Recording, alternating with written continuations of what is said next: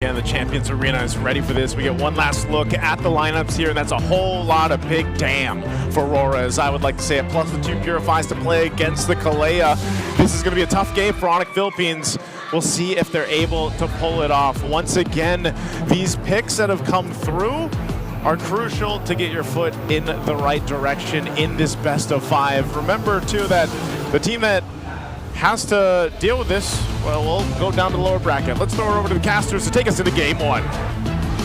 Trailblazers of the new era in action. Game 1 in a best of 5. Moving forward through the upper brackets is the winner. It's Aurora versus Onic Philippines. Leo at your service here with Rockhart and Brigida bringing you the action. I will echo Renmar. It's very rare that we actually just agree on a draft. This is difficult for Onic to execute, even for them. Yeah.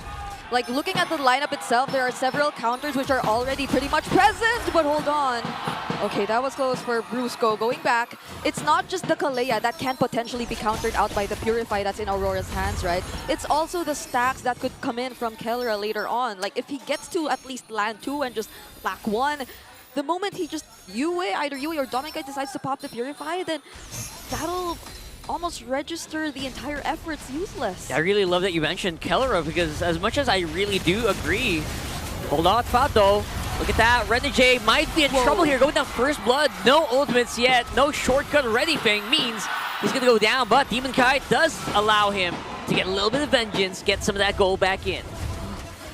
Well, that was interesting. I mean, it's Onic who we've been constantly talking about as a team who might be potentially lacking in terms of early game damage or even kill potential in general, but they just really went in aggressively, trying to invade even a Fredrin jungler. As I was about to say earlier, I feel like, yeah, I mean, I love the Aurora lineup, but you look at when you think about Kellera and you think about the Wanwan, what do you remember, right? Like, you remember that insane 1v4 maniac play that he did on his own a few years back, and you think, you know what, this guy is scary. That's right. In the summer of 2022, this was one of Kellera's main flames, the Wanwan.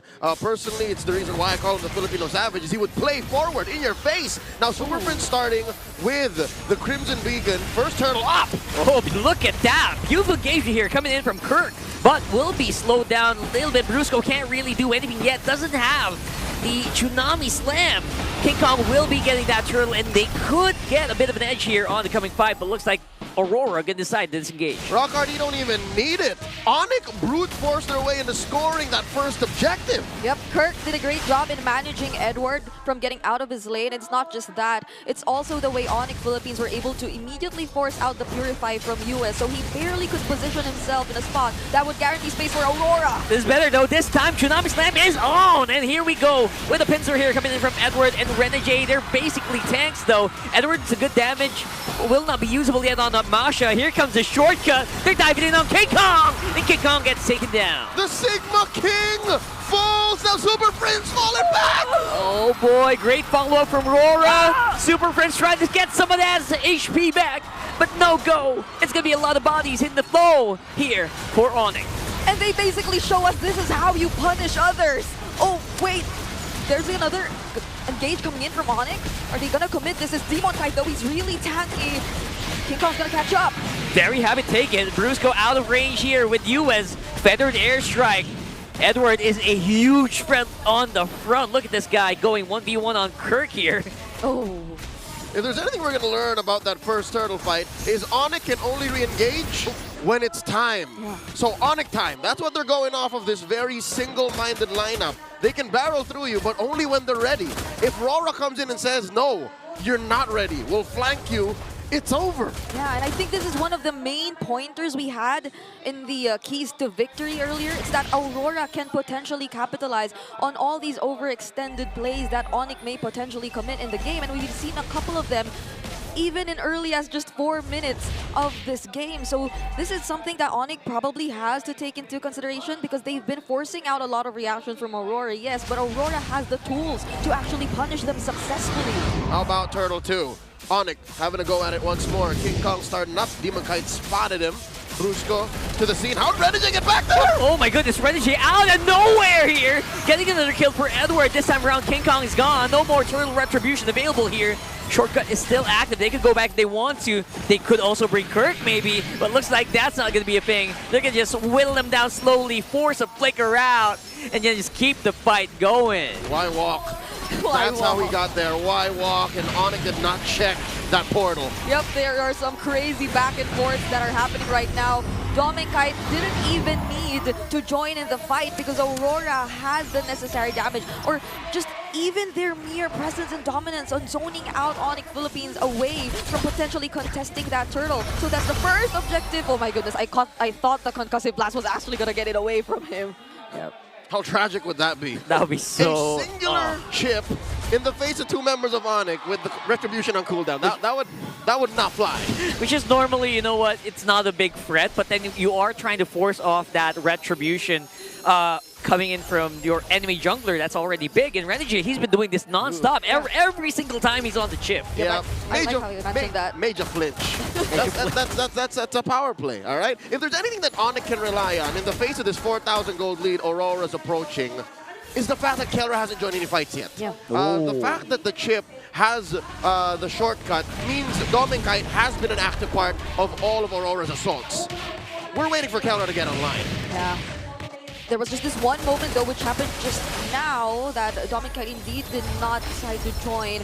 But it seems like it is indeed time for Kelra. Or, unfortunately, he might just be even forced to join in on what Onic is trying to do from this point onwards, because they're being forced to defend so many of their turrets. I liked how Rockhart did mention Renegade and how proactive he is in terms of using the chip, because he comes in at the most unexpected timings. And Onic Philippines seems like they're struggling, but they go for the engage. Yeah, that's a beautiful engagement. Renegade will be able to still activate the shortcut, and actually was enough to keep him alive, but only for a moment. Double kill for Doming, though. That means that's going to be stacked coming into that Granger. Now Demon Kite is on the jungle. Here, on a bit of a pincer maneuver. Edward! Like a bullet straight into Super Friend's going to be able to at least push him back, but no kills happening for Aurora. Flicker forward, thunderclap. You know what? It's not even the fact that he didn't get a kill. The fact that they forced Onic back all the way is worth it. Yeah, it's only been 7 minutes, but just look at how they've constantly invading. This is absolute domination here. Portal is active on that shortcut, and Kirk is all alone here on the front. They can't really go near, but they will be able to take out the Hitman. Renegade is costing them so much. Yeah. It's not like he didn't die recently for another 2-for-1. He respawned, came back, and then caused them more trouble. Yeah, it feels like Onic already know that they really have to deal with Renegade, which is why they tried and attempted to take him out, but it just cost them a lot more, especially as they have to consider the other damage dealers. They have to consider Yue. There's no one, essentially, who could reach the damage dealers at this point. Both Dominkite and Yue are proving to be a huge problem, and this is what you get for a glue. You get to start things front to back, or ideally in this kind of scenario, because you can't risk going in too deep. Aurora, they're the ones taking control of the entire map. They're denying Onic's main strength. You can't even come in. It's sadistic what Aurora's doing. You saw that last turtle, how they were saying, look, look, look, turtle's at neutral, all right? Demon Kite's not even close to it. King Kong, come on, come on. Oh, full-scale denial. Yeah, if they do that, King Kong gets punished, there comes Kirk! And they're trying to do this. Kirk is the one trying to do the punish, and the stick gonna come in. Yue is so far away from home, though. Shortcut is active once more, but this time around looks like a better engagement coming in from Onic, using that Tsunami Slam to isolate Renegade. Yep. And Kirk got away with it. So this is the first win for Onic since that first turtle. Yeah, the shortcut was launched right after the Yue actually used the Wings by Wings alongside Kirk with the grab, so we were able to, or Kirk was able to take advantage of that shortcut that was readily available, and the fact that Onic during that team fight were able to split up or even just zone away the damage dealers, again courtesy of Kirk, they were able to take advantage of the entire scenario, punishing at least one member from Aurora, but this still doesn't change the fact that there exists a 6K gold lead in favor of Aurora. All right. It's a blessing to know what's wrong. And so far, Onic has figured out that if we divide and conquer, we can cut down that lead. We can get away with free wins. But Aurora, they're still in the driver's seat.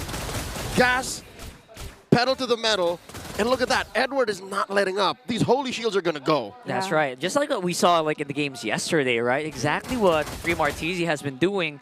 This Masha really starting to get into form. Yep, and that Masha is on the way to a second item BOD. So imagine if actually Renegade gets to look for the perfect target with the shortcut and then just calls for Edward to try to burst him down with all the thunderclaps that are readily available. And now Onic needs to watch out for that portal near their purple buff because Renegade might decide to come in anytime, and that's exactly what they're doing right now. It's a favored portal for Renegade. And again, how unfortunate that it's close to the Lord too. Yeah, and Renegade can actually do it, but he's a little far from zone here. Doesn't really have that much information. They're waiting to make a big play, essentially. They don't want to be too crazy. And maybe looking at Edward. Maybe he's waiting for the call from Edward on top. Yeah, this is a very difficult Lord dance for Onic to partake in. They don't know the steps. They got 2 left feet, and they know that Edward there he is. could get a split push. Clean take. Aurora scores. Nothing Onic could do. That was a perfectly timed Y walk there for Renegade as well. Was. They had to deal with the waves, and as much as Brusco had the information, he was just standing there in the brush right next to the portal. There was nothing they could do because there were other things that they had to deal with. Again, the waves, and you couldn't contest an objective that was already almost burst down here technically by Aurora. There's the Winter Crown pickup, by the way, as well by Demon Kite. So you could expect them to play this a little more aggressively because they can't just bait out that crossbow of Tang. Yep. The way that Demon Kite is building this Fredrin, again, he's very comfortable with the hero, not just because the resurgence of utility junglers is he having to play this.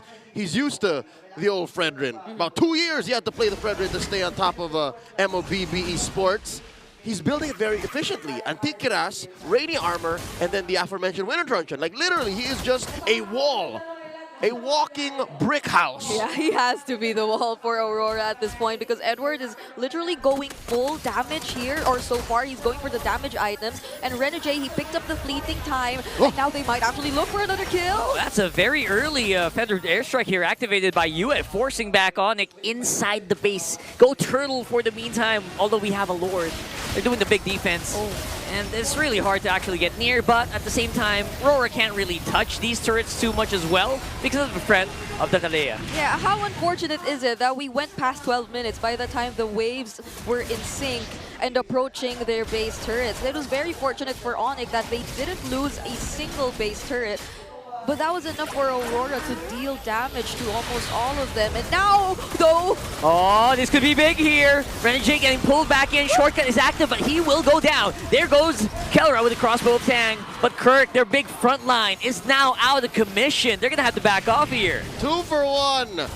Again, the Hitman capable of buying so much away from the Super Famine. Oh! Kelra Wintertron! Oh my goodness, that win chant was right on time. 1 second less, and that could have been it. We'll stay alive for the meantime, though, and we'll still allow Onic to clear. Yep. Airstrike coming in from UA, but they're just zoning out Onic. They don't want to go away without taking a single base turret from Onic, and there's 30 seconds before the next objective, but it's just looking very rough for Onic, considering that even when Kelra was able to dish out the crossbow of Tang earlier, and despite the presence of the Corrosion Scythe with Talker and the Has Claws, we barely felt the damage towards the members of Aurora. Between the 3 items, 4 that Kelra has, I'm guessing it's all utility right now. Yeah. Lifesteal, the attack speed, the extra farm with the Wind Talker, the Wind of Nature. Penetration. Invest in... What is this? Demon Hunter Sword. Yeah. Oh, yeah. They should. This was a build that Benny QT2 decided to offer yesterday when they were way behind up against Team Falcon. So this is exactly what's happening to Onic right now. So we definitely see the need for them to wait a little more. There's Brusco picking up the fleeting time, but I don't think they'll be able to go for any setups and attempts for now. Just look at how Aurora is managing the macro so well through Edward. Here's what's worse. Onic's lineup isn't even really built to deal with waves. I'd put their wave clear on a scale of 1 to 10, like a 6.5. Yeah, 100%. I feel like they also know this, right? That's why they're not even trying too hard to go for the contest on that Lord. Oh God, Lord's inside the base. What A synchronized push by Aurora. This is a huge push. There's just no way that you can deal with all of this. Everyone is clumped together with a big feathered airstrike from Yue, and that's gonna be it for game number 1.